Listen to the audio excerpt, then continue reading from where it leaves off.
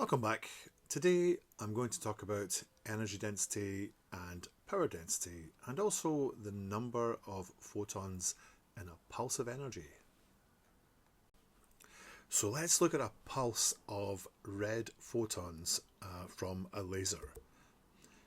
Here's what it looks like. The pulse width or pulse length or pulse duration is represented as such.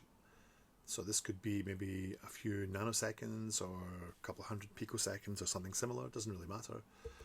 And this represents a mass of photons where each photon has its own little bit of energy, which I have denoted here as EP. The total energy, therefore, is simply the total number of photons times the individual energies. So for a red pulse of red photons like this, you're going to have a lot of photons. Each individual photon has got tiny amount of energy, but you add them all up and that gives you the total energy of this pulse. In this particular case, the radius of this spot area is r, so therefore the area is pi r squared. And therefore the fluence, or the energy density, is basically the total energy divided by the spot size area. So if you're firing this onto the skin surface or any surface for that matter, then you can calculate the fluence thus. But what is the power density? The power density, which is also known as the irradiance, well, the power density is actually the fluence or energy density divided by the pulse width, which we measure in watts per square centimeter. So you could view this as the fluence being essentially a slice of this this chunk of energy hitting the skin, delivering so many photons with each slice. But the power density is the total number of those slices.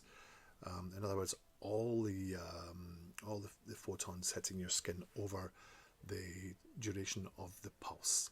So that's essentially the difference between the energy density or fluence and the power density.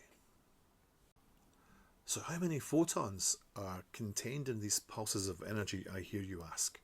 Well, we can calculate this using a very simple equation known as the Planck equation, and this equation tells us that the energy of any single photon is simply h times the frequency of that photon, and this is where h is Planck's constant. Planck was a very important physicist who came up with all this stuff about 100 years ago or so.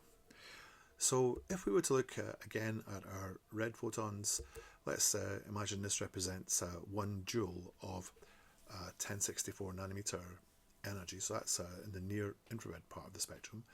Well, that 1064 nanometer is the wavelength.